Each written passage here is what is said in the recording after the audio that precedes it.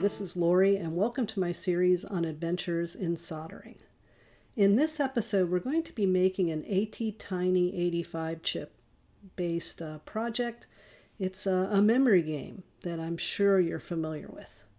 This kit came to me from Keith Lohmeyer. It's the second one I've done of his kits. He makes these kits to teach people in his community how to solder. And when he heard I was trying to improve my soldering skills, he sent me some of his kits, and I really appreciate that. Well, I think this sometimes can be called misadventures in soldering, and this is my motto. If I can't be a good example, then I'll just have to be a horrible warning. So I want everybody to know that I'm not an expert at soldering. This is my learning journey. I'm trying to get better at soldering because a lot of the projects I want to do coming up require some soldering, and I'm trying to work on improving. So might not necessarily show the best ways to do things. It's just what I'm experimenting with at this point, or what I've learned maybe from somebody else.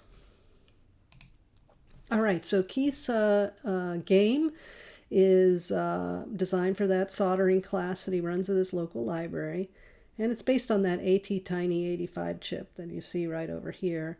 And you can see it's, the four lights with the four buttons, and it lights, and then it'll light one light and make a sound, and you're supposed to repeat it. You'll press the first sound, and then it'll go to the second one. It'll repeat the first one and give you the second one, and then you have to push the buttons to repeat the sequence back.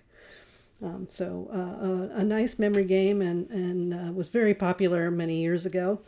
And Keith managed to, he wanted to learn how to use these ATtiny chips, and he learned from someone that he describes on his blog, and talks about learning how to do programming of the ATtiny chips.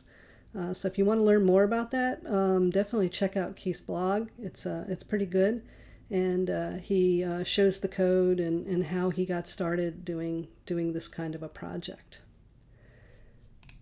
Well, here's what we have in the kit.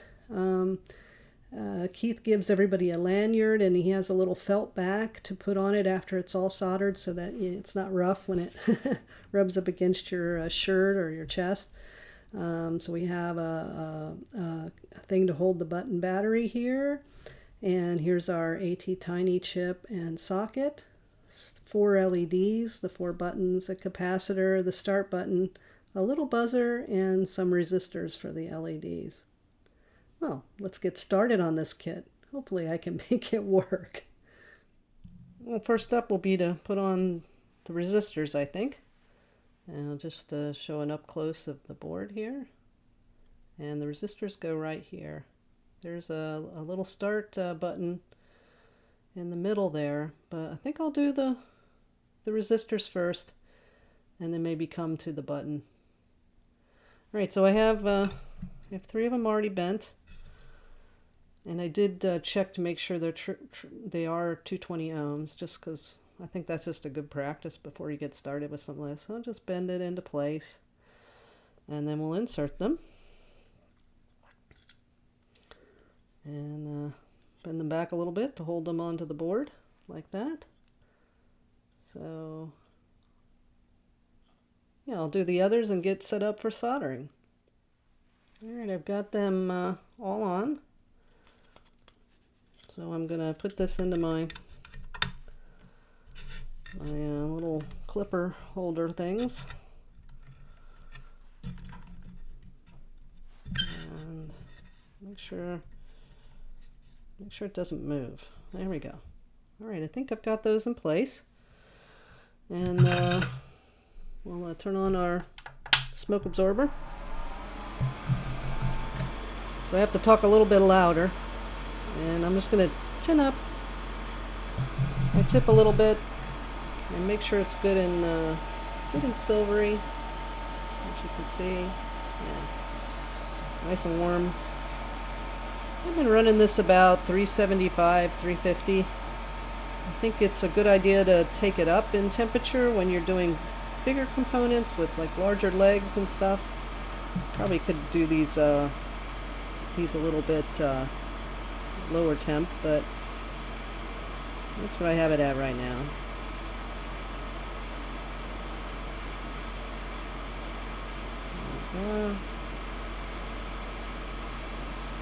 And we'll go in this way.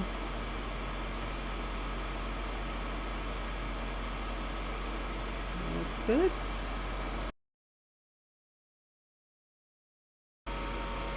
Alright, I think that looks pretty good. Let's take a quick look.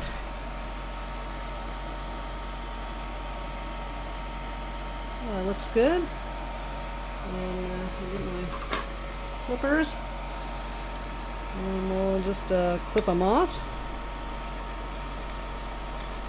I'm still kind of working on holding on to these legs when I take them off with my finger.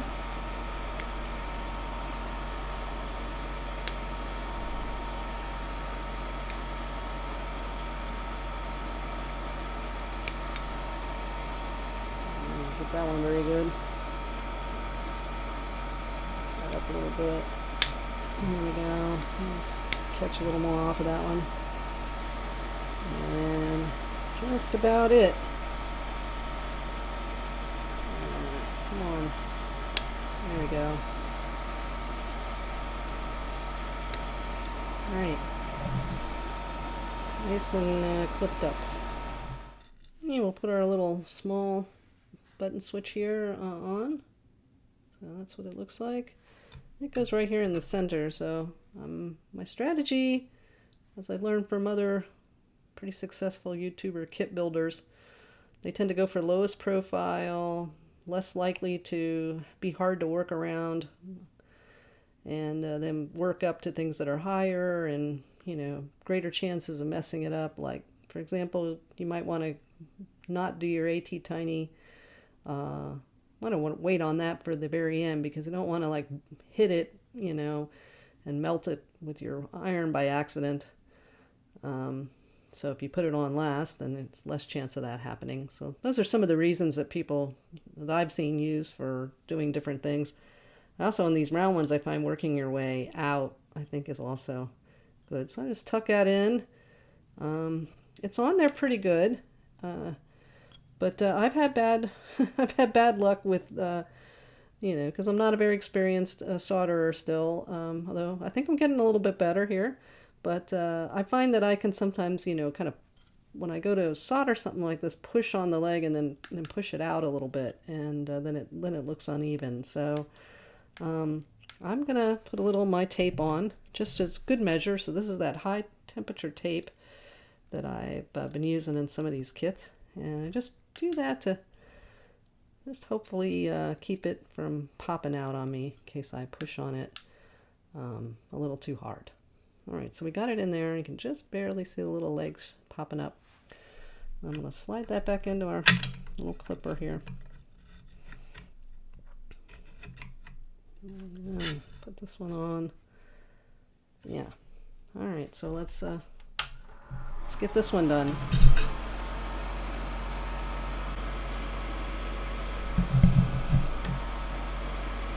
Making sure I got a good silver tip. Heating up the leg first, and then feeding the solder. I sometimes I get in a hurry, and I notice that even I'm watching some of my builds here, that I get in a hurry to get the solder in, and I really do need to let it heat up that leg and component first. And I'm much more successful when I do that, so I'm trying to be patient and let that happen. So I don't always demonstrate that, I know that. Wow, that went good. I was nice and patient. Let's take a look. And yeah, who knows? Maybe one day I'll be really good at this. All right, that's done, and we can take the tape off. And yeah, it's on there. It's not cockeyed or anything, so that's great. We're gonna hold on to this tape because maybe we'll use it again.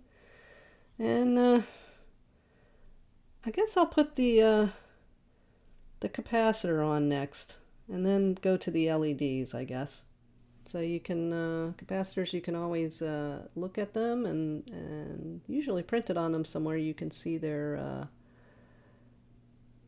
details, and it also always reminds you that the short leg is the negative one here, right on the little side. Back up a little bit. So most of these kits will have the positive side identified, so you know that to put the long leg through to the positive, and the short leg goes in the other hole, and you push it through, and we'll just spread that apart just like we did for the resistors, so it'll stay in. It can wiggle still a little bit. So I'm going to try that trick I've been doing where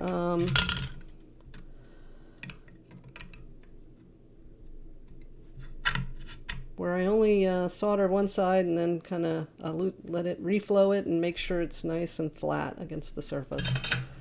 You know, I've been thinking about that. It probably tin this up a little bit too. That could be a little dangerous because, you know, if I'm putting my finger under here and a little bit of solder drops on the finger, you know, so I don't know whether that's really a great idea. I've seen people on YouTube do it and it works well for them. So I would be careful not to do that when you have like a big hole, and solder could come through if it was hot and molten. It's not going to come through this hole because the capacitor is on the other side. And I'm also not going to put a large amount of solder on it. So I think it's relatively safe for me, but I'll probably get some comments about, I have a feeling that that's not considered a safe practice. Oops, I forgot to turn on my smoke absorber. So I'm just going to reflow that one and make sure it's flat and let it go. Alright, and that did get a little warm. So just be careful when you do that if you're going to follow that advice.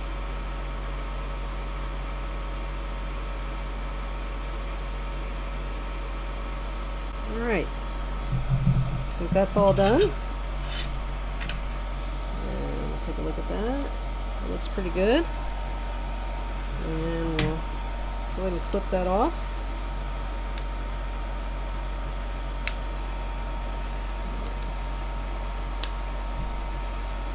Just that a little bit better. And there we go. Well, it's looking pretty good. Nice and neat and tidy.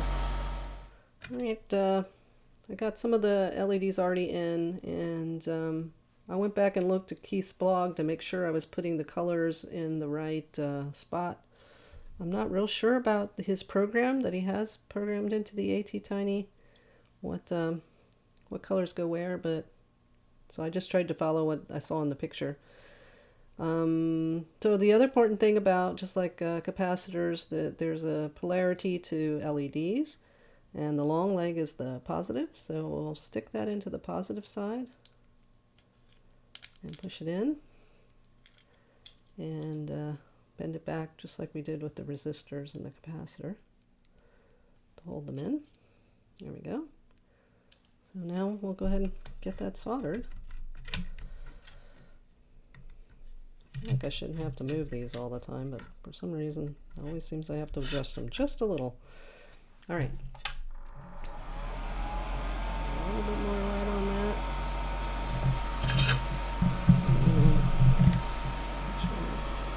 Looks pretty good. All right, and I'm going to try that same strategy, being very careful with my finger. Get this wire in a better arrangement. There we go. So warm it up, feed in a little solder. There we go. And then just quickly get that nice and flat. All right, and we'll do the other one.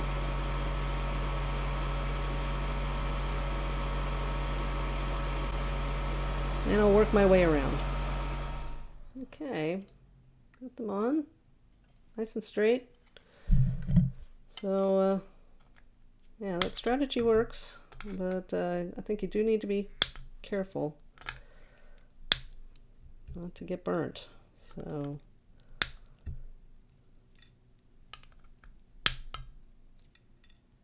I'm more successful with that than trying. I've tried taping them, and that sort of works, but not entirely. So there we go. So that gets the inner part of this done. I guess next up I'll do is the 4 buttons. I got 3 of the buttons on, and I've taped them. So I don't think I'd want to do that approach with these because these holes are pretty big, and I'd be nervous about some solder coming through and maybe getting on my finger. So I'm going to tape these, and that's what we did with that little switch there too. So I just pop them on like that. Have a little bit of this high temperature tape, and I try to do it real tight so that it stays, you know, I stretch it just a little bit so it stays on there. And then you can see all the little leggies coming through.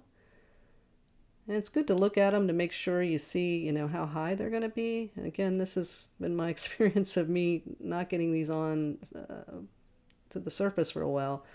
And so just take a look at what the height is right now when you know they're good and close to the PCB, so that when you're soldering it, you can notice if it looks like it's shifted down or something. So I'm just trying to be more conscientious of those things, because those are the little mistakes I make all the time. So yeah, just trying different strategies to make that work for me. All right, so I think we got that in there, and let's see if we can get this soldered up.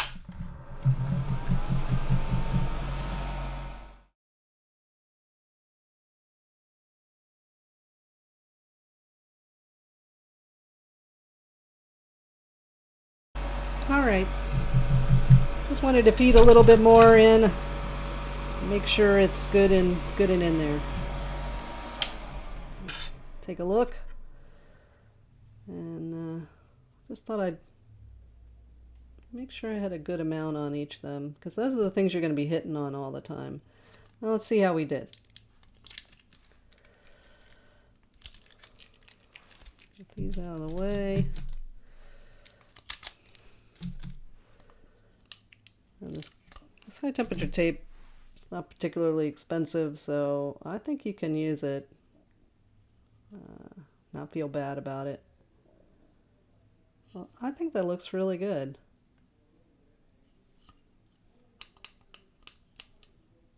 All right. Now we probably put the buzzer on, and then maybe the battery socket.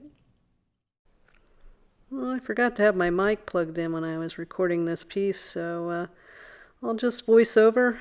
We're adding in the buzzer, and I'm pretty sure I said here that it didn't matter which way it went, even though there was some polarity shown on the board, the PCB. You could put the buzzer in either direction. I confirmed that with Keith, and just taping it on with some tape. And now we're going to put the button battery socket in there, and you can see that it's clear which direction it goes because of the shape. And get that on, and add some tape as well to that so it stays nice and tight as we go to solder it. Super fast soldering. All right, we have those 2 components on, and that's looking pretty good. Nice and tidy. All right, next up is the socket for the ATtiny chip. You can see what it looks like, and we have to look for the notch and match it to the notch on the PCB. So we'll go ahead and insert it here. And you want to be careful to make sure you don't pinch any of the legs, bend them in any way, and get it on there good. And I think we'll use some of our tape with this as well. Make sure it stays in there nice and tight. We want to make sure this is nice and flush to the PCB. All right, that looks ready. We'll load it in.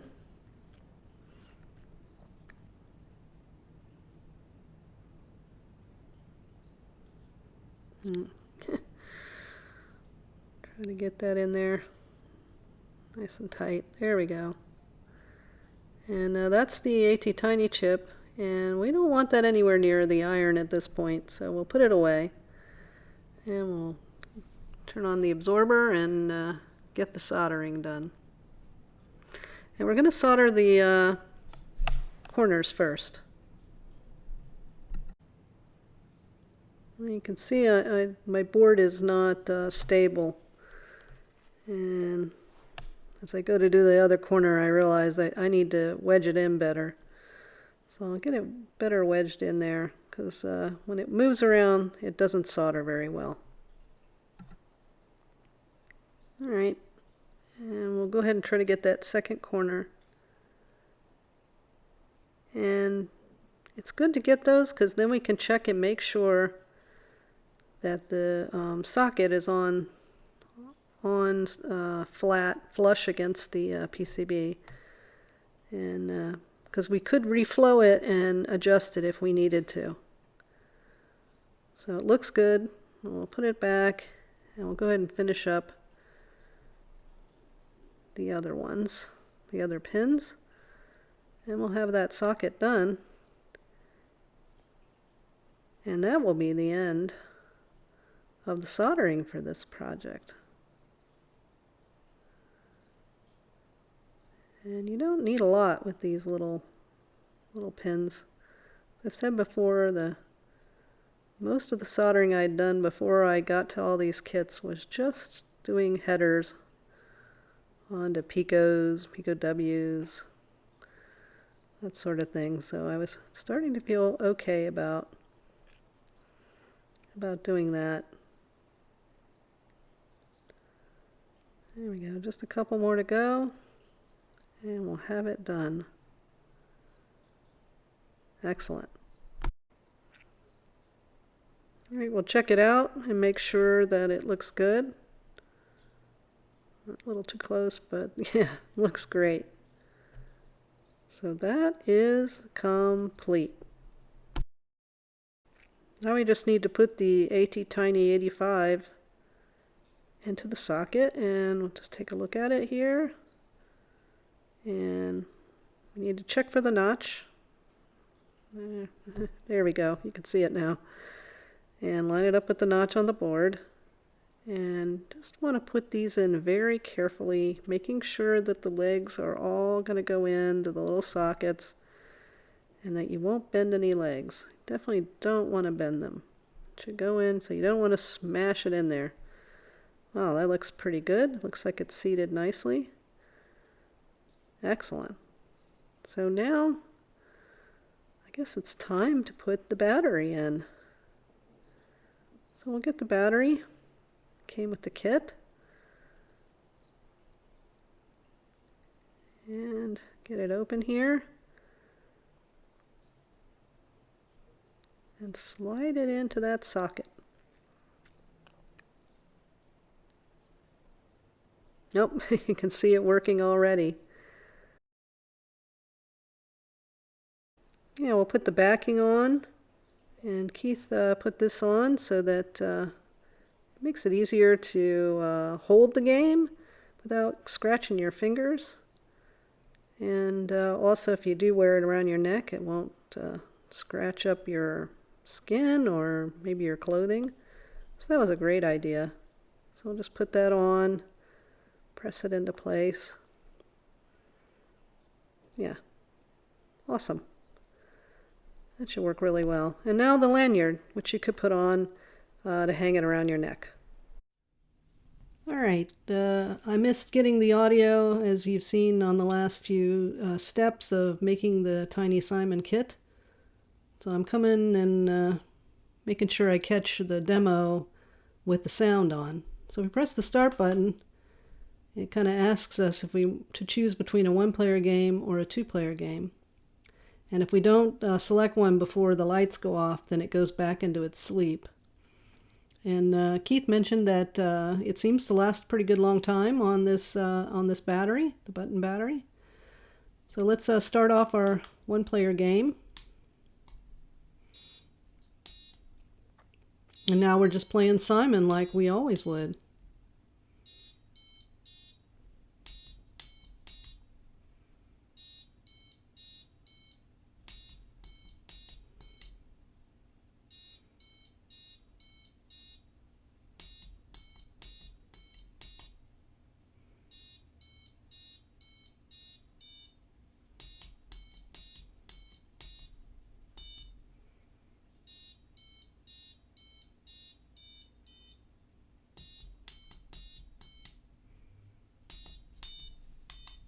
Okay, we're going to go ahead and lose.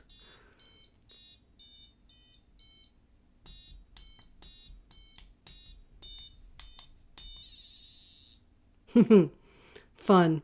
Well, I want to thank Keith for sharing this kit with me. And as always, I want to thank you for watching.